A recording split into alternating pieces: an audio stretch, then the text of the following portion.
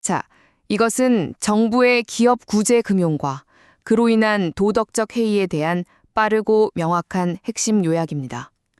위기에 처한 기업을 돕기 위한 정부의 그 따뜻한 선의가 도대체 어떻게 오히려 시장의 위험을 걷잡을 수 없이 키우는 부작용을 낳는지 그 진짜 흥미로운 격설을 한번 살펴볼게요. 첫째, 기업들은 어려운 혁신 대신 아주 쉬운 로비를 택한다는 겁니다. 여러분 한번 생각해 보세요. 기업이 장기적인 수익이랑 성장을 위해서 진짜 뼈를 깎는 구조 조정을 하는 대신에 그냥 정부의 로비에서 더 많은 돈을 타내는 쉬운 길을 택하기가 참식하거든요. 이건 진짜 마치 학생이 성적 올리려고 밤새워 공부하는 대신에 선생님께 찾아가서 점수 좀 거저 올려달라고 조르는 거랑 완벽히 똑같지 않나요? 둘째, 바로 도덕적 해이와 2007년에서 2008년 사이의 신용위기입니다. 이렇게 정부 지원이 기업의 합리적인 의사결정 방식을 완전히 변질시키는 현상을 우리가 보통 도덕적 해이라고 부르잖아요. 2007년과 2008년 신용위기 당시에 정부가 그 어려움에 처한 거대 은행들을 구제했던 사건이 이 현상의 정말 완벽한 예시라고 할 수 있죠. 셋째, 이런 구제가 결국 엄청나게 위험한 의사결정을 조장한다는 점입니다.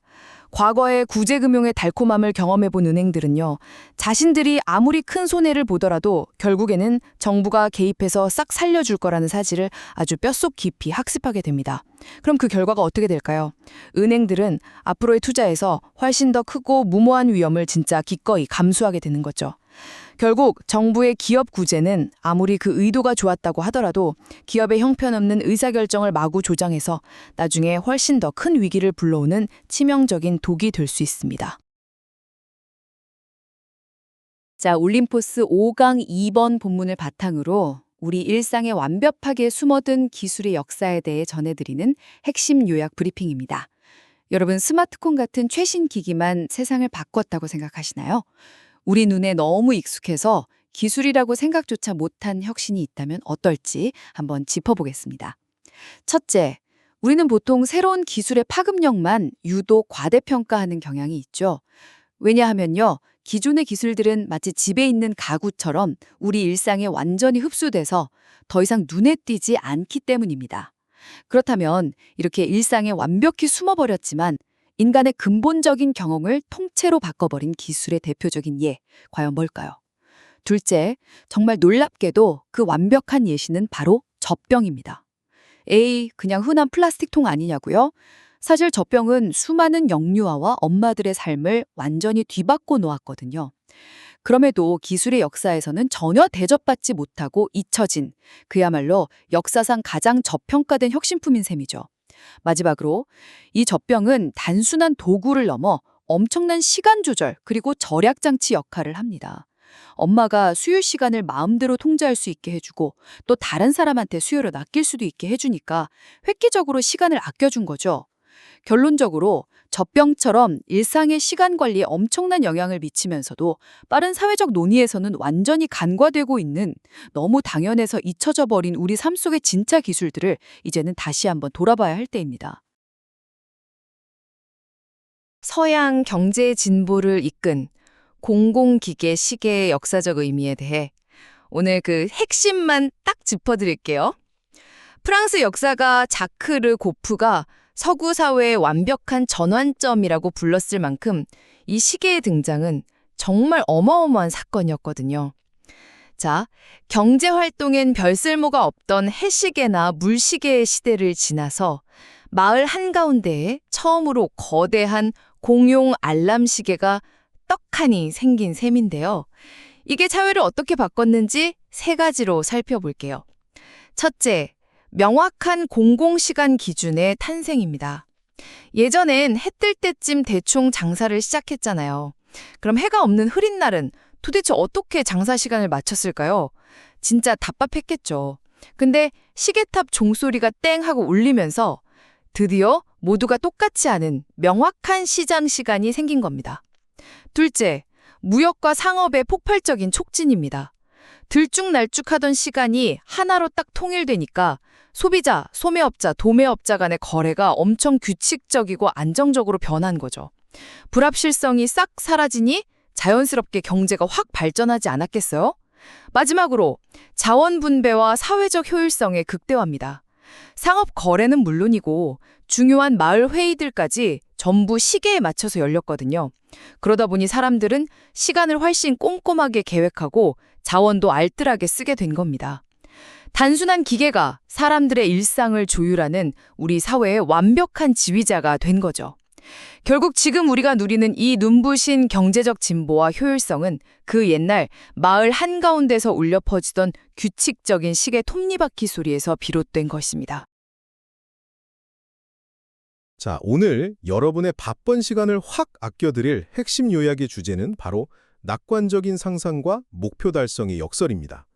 보통 미래를 아주 기분 좋게 상상하면 목표를 이루는 데 엄청 도움이 될 것 같잖아요. 그런데 실제로는 이게 우리가 꿈을 이루는 걸 오히려 방해한다는 뜻밖의 이유를 한번 파헤쳐 보려고 해요. 첫째, 긍정적인 상상에는 아주 확실한 긴장 완화 효과가 있어요. 그냥 눈을 딱 감고 좋은 결과를 상상하는 것만으로도요, 생리학적 검사를 해보면 심호흡을 하거나 마사지를 받은 것처럼 긴장이 확 풀리거든요.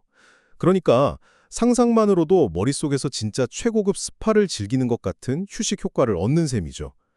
둘째, 하지만 목표를 이뤄야 할 때 이 긴장 완화는 진짜 가장 피해야 할 최악의 상태라는 거예요. 우리가 체중을 감량하거나 취직을 준비하거나 시험 공부를 할 때 너무 푹 쉬고 있으면 안 되잖아요. 예상치 못한 장애물이 튀어나와도 소파에서 박차고 일어날 활력이 필요한데 말이죠. 이건 마치 100m 달리기 출발선에서 푹 자려고 누워버리는 거랑 완전 똑같은 상황인 거예요. 마지막으로 흔히들 말하는 그것을 꿈꿔라, 소망하라, 실행하라 는 원칙은 사실이 아닙니다. 목표를 달콤하게 상상하는 바로 그 과정에서 우리에게 꼭 필요한 실행 에너지가 쑥 빠져나가 버리거든요. 머릿속에서 이미 완벽한 행복감을 느끼니까 우리 몸이 마치 목표를 다 이룬 것처럼 착각하고 결국 아무것도 안 하는 일시적인 비활동 상태에 빠지게 되는 겁니다. 결국 무언가를 진짜 성취하고 싶다면 이미 다 이룬 것 같은 달콤한 상상에 빠져 에너지를 잃기보다는 당장 행동할 수 있는 건강한 긴장감을 팽팽하게 유지해야만 합니다. 지금부터 직장 내 인공지능의 도입과 감성지능의 중요성에 대한 핵심 요약을 바로 시작하겠습니다. 다들 AI가 우리 일자리를 뺏어갈까 봐 걱정하시잖아요.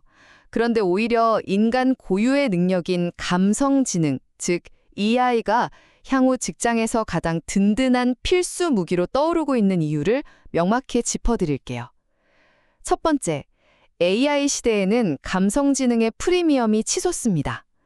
AI가 모든 수준의 일자리에서 사람을 대신하며 추진력을 얻고 있다는 건 역설적으로 높은 감성지능을 가진 분들에게 더 큰 프리미엄이 주어진다는 아주 좋은 징조거든요. AI가 정답만 툭 던져주는 완벽한 계산기라면 감성지능은 기계가 절대 읽어낼 수 없는 인간관계의 행간을 파악하는 능력과 같으니까요. 두 번째, 감정 관리는 스마트 기기가 결코 모방할 수 없는 절대적인 영역입니다. 우리가 매일 상호작용하며 주고받는 미묘한 감정적 메시지들은 AI 프로그램의 모방 능력을 아득히 뛰어넘습니다. 스마트 기기가 아무리 발전한다고 해도 사람의 감정을 감지하고 관리하는 일은 결국 기계들을 당혹스럽게 만드는 인간만의 지능으로 남을 겁니다. 기계의 진짜 위로를 프로그래밍할 수는 없잖아요. 마지막으로 감성지능과 관련된 직업들은 기계의 점령으로부터 완벽히 안전합니다. 실제로 임원 4명 중 3명이 감성지능을 미래 직장의 필수 기술로 꼽았는데요. 일상적인 단순 업무에 자동화는 가능할지 몰라도 타인과 교감하는 감정 기술이 필요한 활동은 AI로 대체하는 것 자체가 불가능하기 때문이죠. 기계가 똑똑해질수록 가장 인간다운 기술이 가장 대체 불가능한 스펙이 되는 겁니다. 결론적으로 기계에 의한 일상 업무의 자동화가 가속화되는 직장에서 여러분의 일자리를 굳건히 지켜줄 가장 안전하고 필수적인 기술은 바로 당신의 감성지능입니다. 이것은 발전을 거부하여 적합성을 잃고 도태되는 현상에 관한 핵심 요약입니다. 진짜 잘 나가던 사람들이 왜 갑자기 커리어 정책에 빠지거나 쫓기듯 이른 은퇴를 하게 되는 걸까요? 오늘 우리는 왜 끊임없이 새로운 기술과 발전을 포용해야만 하는지 그 진짜 이유를 파헤쳐 볼 겁니다. 자, 첫째, 바로 성장과 발전을 멈춘 개인이 겪는 적합성 상실 현상이에요. 여러분 주변에 한때 승진가도를 막 달리다가 지금은 회사에서 밀려나거나 정체된 분들 한번 떠올려 보세요. 그분들이 야심이 없어서 그랬을까요? 아니에요. 그저 업계에서 자신만의 쓸고를 유지하고 새로운 변화를 받아들이는 데 실패했을 뿐이죠. 생각해보면 업데이트를 멈춰서 결국 실행조차 안 되고 지워져 버리는 스마트폰 앱이랑 완전히 똑같은 이치인 거죠. 그럼 둘째, 발전을 포용한 사람들의 탁월함입니다. 과거 개인용 컴퓨터, 즉 PC 기술이 처음 등장했을 때 이걸 적극적으로 받아들인 경영 지도자들을 보면 딱 알 수 있어요. 이분들은 단순히 그 기술을 배우는 데 그친 게 아니라 자신의 작업 방식에 그야말로 완벽하게 흡수해서 탁월한 성과를 냈습니다. 새로운 도구를 진짜 내 무기로 만들어버린 겁니다. 마지막으로 변화에 저항한 이들이 맞이한 안타까운 결말입니다. 앞선 사례랑 정반대로 PC 기술을 거부했던 경영자들, 과연 어떻게 됐을까요? 결국 경력을 발전시킬 기회를 몽땅 날려버렸습니다. 시대에 맞는 적합성을 유지하지 못하니까 결국 이른 은퇴를 선택하고 업계에서 완전히 사라져버렸죠. 변화에 대한 무의식적인 저항이 스스로의 직업적 수명을 확 단축시켜버린 겁니다. 결국 끊임없이 변하는 세상에서 내 자리를 지키고 살아남는 유일한 방법은 새로운 기술과 발전을 두려움 없이 내 것으로 흡수하는 것뿐입니다.